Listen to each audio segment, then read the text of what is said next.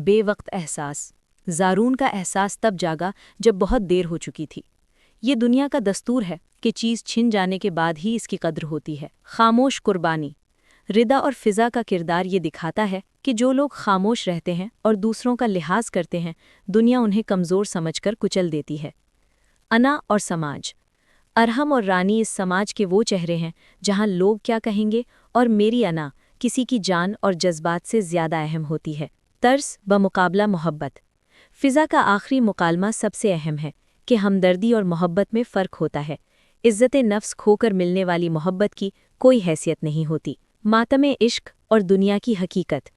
ایک ایسی داستان جہاں جذبات کی قیمت دنیا کے بازار میں کھوٹے سکوں سے بھی کم ہے۔ 1. ہسپتال کی راہداری۔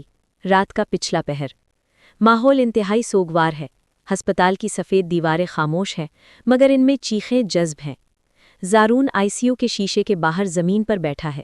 اس کی آنکھیں سرخ ہیں اور وہ خلا میں گھور رہا ہے۔ بارش کی ہلکی آواز باہر سے آ رہی ہے۔ پس منظر کی آواز۔ نریٹر۔ یہ دنیا عجیب جگہ ہے۔ یہاں انسان کی قدر تب ہوتی ہے جب وہ کاندھوں پر اٹھا لیا جاتا ہے۔ جب تک وہ زندہ رہتا ہے اسے اپنے وجود کا یقین دلانے کے لیے چیخنا پڑتا ہے، سسکنا پڑتا ہے۔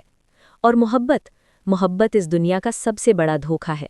ہم ان لوگوں کے لیے روتے ہیں جنہیں ہماری ہنسی کی پرواہ نہیں ہوتی، اور ان لوگوں کو ٹھکرا دیتے ہیں جو ہماری اداسی پر اپنی جان وار دیتے ہیں۔ زارون خود کلامی۔ شیشے کی طرف دیکھتے ہوئے جہاں فضا مشینوں میں گھری پڑی ہے۔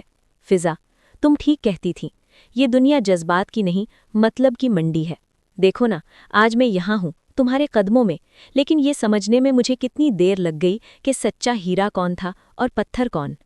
بھابھی رانی نے میرے کانوں میں زہر بھرا اور میں اتنا کم ظرف نکلا کہ تمہاری خاموش محبت کو تمہاری انا سمجھ بیٹھا۔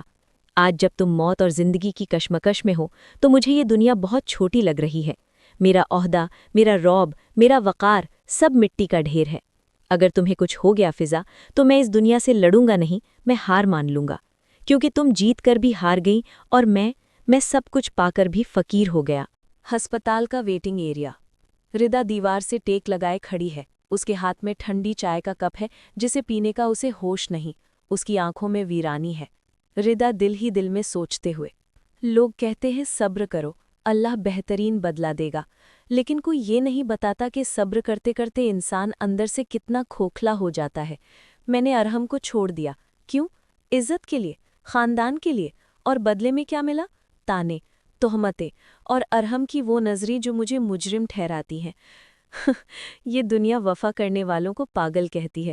زینت جیسی عورتیں کامیاب ہیں یہاں، جو چھین لیتی ہیں، جو سازش کرتی ہیں، وہ راج کرتی ہیں، اور ہم جیسی لڑکیاں جو اپنی خوشیوں کا گلا گھوٹ کر دوسروں کا گھر بساتی ہیں، ہمیں آخر میں صرف ہمدردی کے 2 الفاظ ملتے ہیں۔ اچانک اس کا فون بجتا ہے۔ ارحم کا نمبر سکرین پر چمکتا ہے۔ وہ فون کو دیکھتی ہے، انگلی کاٹنے والے بٹن پر رکھتی ہے لیکن دبا نہیں پاتی۔ ارحم، اب کیا بچا ہے ارحم؟ تم نے جسم کا سودا کر لیا اور میں نے روح کا۔ ہم دونوں اب زندہ لاشیں ہیں۔ تم اپنی بیوی کے پہلو میں تنہا ہو اور میں اپنی بہن کے سرہانے اکیلی۔ یہ ہے ہماری محبت کا انجام۔ ارحم اور زینت کا بیڈ روم۔ زینت بے فکری سے سو رہی ہے۔ ارحم کھڑکی میں کھڑا سگریٹ پی رہا ہے۔ دھواں کمرے میں پھیل رہا ہے۔ ارحم زینت کی طرف دیکھ کر نفرت اور بے بسی سے، یہ ہے میری حقیقت۔ ایک ایسی عورت میرے بستر پر ہے جسے میرے ہونے یا نہ ہونے سے فرق نہیں پڑتا، بس میرے مرتبے اور پیسے سے پڑتا ہے۔ اور وہ ردا جسے میری سانسوں کی بھی خبر رہتی تھی، اسے میں نے ٹھکرا دیا۔ وہ شیشے میں اپنا عکس دیکھتا ہے۔ تم دنیا کے سب سے بڑے منافق ہو ارحم۔ تم نے معاشرے کے ڈر سے اس لڑکی کا ہاتھ چھوڑا جو تمہاری عبادت کرتی تھی، اور اب زینت کے ساتھ خوش رہنے کی اداکاری کر رہے ہو۔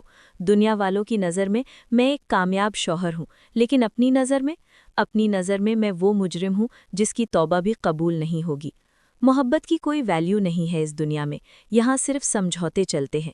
ردا نے سمجھوتا کیا اپنی عزت کے لیے اور میں نے سمجھوتا کیا اپنی انا کے لیے، اور ہم دونوں ہار گئے۔ ہسپتال کی صبح۔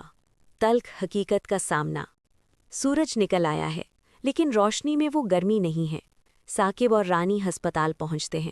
رانی کے چہرے پر اب بھی وہی مصنوعی فکر ہے۔ رانی ثاقب سے، دیکھا ثاقب، میں نے کہا تھا نا یہ لڑکیاں ڈرامے باز ہیں۔ اب دیکھو زارون ساری رات یہیں رہا، یہی تو چاہتی تھی فضا، ہم جیسے شریف لوگوں کو یہ جذباتی کر کے بے وقوف بناتی ہیں۔ ثاقب پہلی بار غصے سے رانی کا ہاتھ جھٹکتا ہے۔ بس کرو رانی، خدا کا خوف کرو، اندر میری بہن زندگی اور موت کی جنگ لڑ رہی ہے اور تمہیں اپنی سیاست کی پڑی ہے۔ کیا بگاڑا ہے ان لڑکیوں نے تمہارا؟ آج میں نے اپنی آنکھوں سے دیکھ لیا، زارون وہاں دیوانوں کی طرح بیٹھا ہے۔ یہ ڈرامہ نہیں ہے، یہ وہ محبت ہے جو شاید تم کبھی سمجھ ہی نہیں سکتی۔ تم نے مجھے ہمیشہ میری بہنوں کے خلاف کیا، لیکن آج مجھے ان کے خاموش چہروں پر وہ سچائی نظر آ رہی ہے جو تمہاری باتوں میں کبھی نہیں تھی۔ رانی حیرت اور غصے سے، اوہو، تو اب تم بھی ان کے جادو میں آ گئے۔ ثاقب دنیا ایسی جذباتی باتوں سے نہیں چلتی۔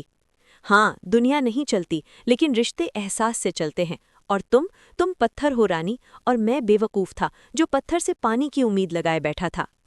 ICU کے اندر کلائمیکس، دل کو چیر دینے والا مقام۔ فضا ہوش میں آ چکی ہے، آکسیجن ماسک ہٹا دیا گیا ہے۔ زارون اس کے پاس کرسی پر بیٹھا اس کا ہاتھ تھامے ہوئے ہیں۔ زارون بھرائی ہوئی آواز میں، فضا، تم نے مجھے ڈرا ہی دیا تھا، مجھے معاف کر دو۔ میں وعدہ کرتا ہوں اب تمہیں کوئی تکلیف نہیں ہوگی، میں سب ٹھیک کر دوں گا، میں تم سے شادی کروں گا، ہم بہت خوش رہیں گے۔ بھابی رانی، دنیا، سماج، مجھے کسی کی پرواہ نہیں۔